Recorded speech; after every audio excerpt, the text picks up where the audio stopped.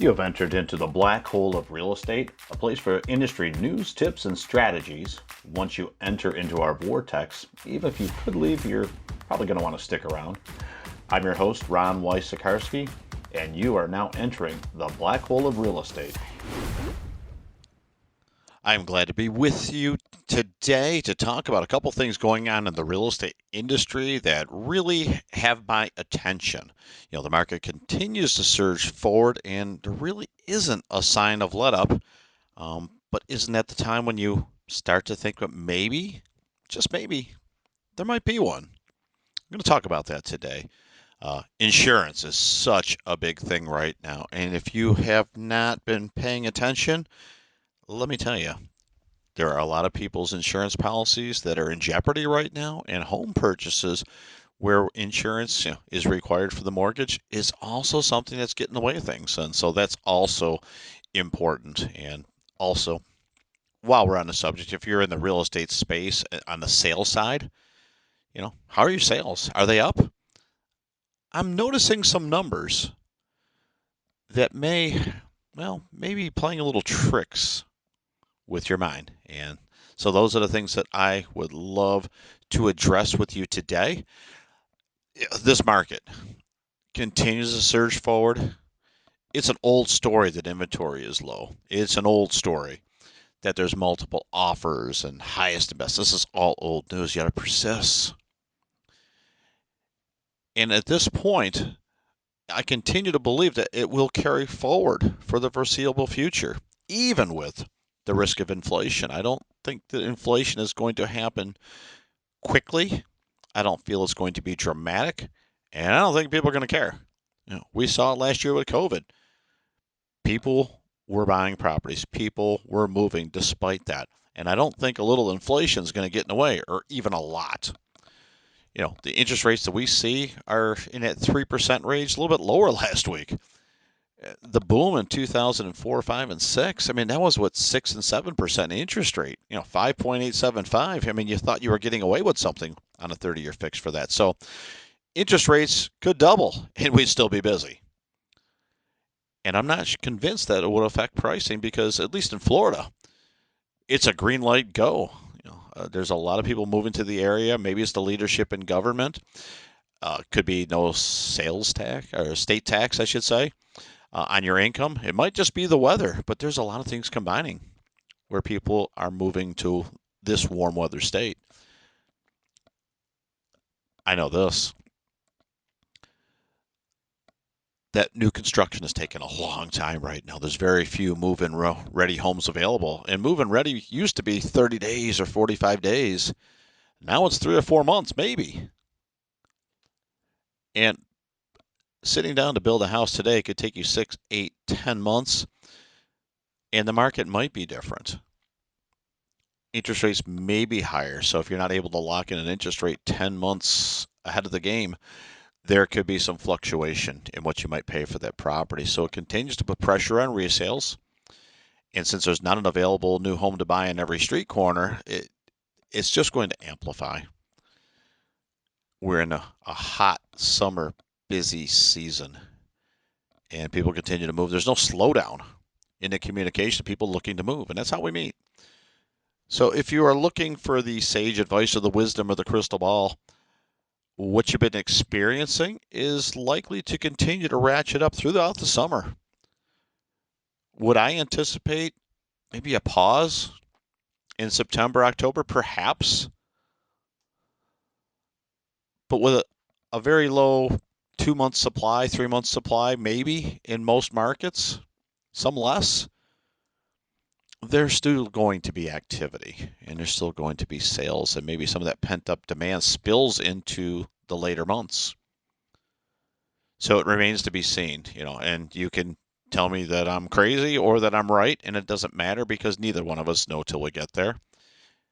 And for that matter, we won't notice a pause until long after it's happened. A month or two after it happens, we'll look over our shoulder and say, hey, looks like the market paused in May or June or September or 2022.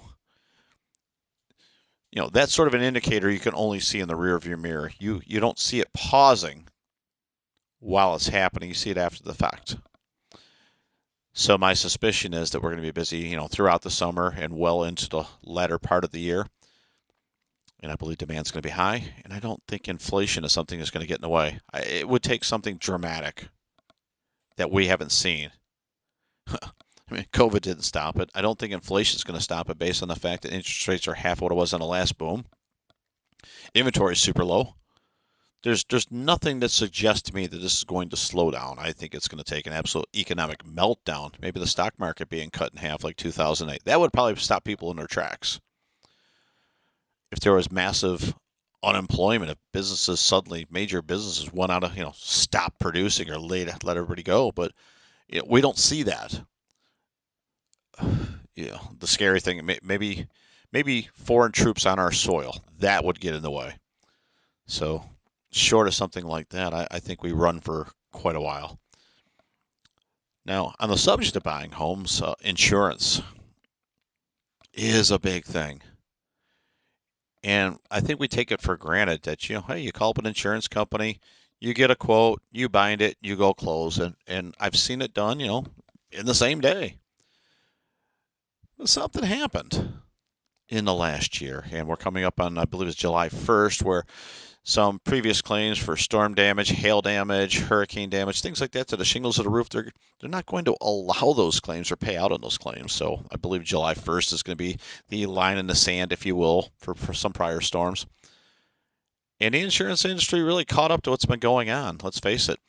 There's a lot of companies that went door to door, put roofs on houses, and made it really friendly to the homeowner to pay little or nothing for that roof based on an insurance claim. And I'm not here to suggest that any of this was done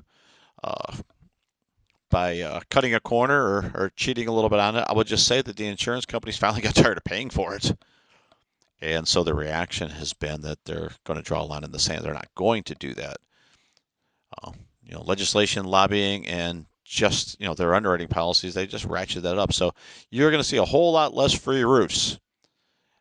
Ultimately, I believe that you're going to pay less for your homeowner's insurance because less will be built into the premium to offset the cost of the eventual new roof in the old practice. But I don't know that it's going to be dramatic enough to actually offset the cost of the roof for you, just for the insurance company. What's even more interesting is that now they're looking at roofs that are maybe 10 years old is at risk or perhaps uninsurable in certain areas. It will certainly increase a premium in this day, only the fact that they may say, we just don't want the policy. Now, a roof might have a lifespan of 15, 20, 25, even 30 years. So at 10 years, it's just getting broke in for some people. And yet we're seeing difficulty with it. So if you are in the process of moving and a home purchase is your vehicle as opposed to renting, then when you go under contract and you're writing your escrow check and you're doing your inspections, make sure that you're also getting your insurance quotes up front in the beginning during your inspection period. What you may find is the home that you thought was going to have $1,000 for insurance might be $4,000 or $5,000. Oh, that could change your debt to income ratio. That just might affect your desire to own that property, paying $5,000 a year for insurance, let's say. If there's a different property that's maybe $2,000 for insurance, the $3,000 gap over 20 years is $60,000. To me, that's part of the purchase price, and I think you want to examine that. Now, the other thing is a home inspection is going to be pricey for you by the time you do an inspection, maybe a termite exam and a wind mitigation report, and anything else you might be checking, and you could be pushing $500. And if you knew during that time that the insurance is going to be a little bit off or different than what you thought, you might be able to pull the plug and only spend $500. And if you're waiting till later in the transaction to investigate the insurance, and let's say you do it towards the end, well, now you've put on an appraisal that's $400 or $500, and you could be $1,000 into this property and realize that, hey, I really don't want a $5,000 insurance policy. I found out a different home that could add $1,200, and I like that better. So I want to help you prevent the investment of $1,000 in something you're not ever going to live in. And quite honestly, if you want to write those kind of checks, just send them right to me or donate them to a charity or something. But I guess it's good for the businesses that are receiving your money, but ultimately, I think you'd want to invest that money towards the house. So getting the insurance done way earlier in the transaction that historically we've seen is now a great idea. It's not an afterthought anymore. It's not something we would delay on. If anything, it's one of the first things I want to look at. And I think that's important. And to get the right quote, many times you'll need a 4-point inspection and a wind mitigation report on homes. So you can get the proper rating and risk with the insurance company to get the actual quote. Because when you're short of that, if they're just saying, oh, here's a property address, it's this many bedrooms and this much square feet and built in this year, it's going to be about this. And when they look at the evidence, they might say, well, the quote just doubled. Well, we didn't have all the information. So I'm telling you now, this is the information that you're going to want to get earlier, faster, and get something reliable that you can bind. Trying to get it the day before closing could be a disaster. And I've seen deals recently that absolutely didn't close where buyers lost their escrow deposit because they didn't close on time. And it was a critical error for them. You know, the last thing I want to talk about is the market increase and a sales increase for a lot of agents, not just a few, but a lot. And I will tell you, in the real estate industry right now, there are a lot of people in the month of June taking victory laps. And what I mean by victory lap is that our sales are so strong that we are going to pass up 2020 sales, by August 1st. And we're in that group. But was your 2020 awesome, or was it half what it was the year before? Because maybe you're beating something that wasn't that good. Or maybe you did have a good 2020 and you're ahead of pace and you're going to, hit your numbers on August 1st. The failure of comparison is simple. Let's suppose that you're up 15%. Number I just plucked out of the air. Let's say that you're up 15%. That's amazing.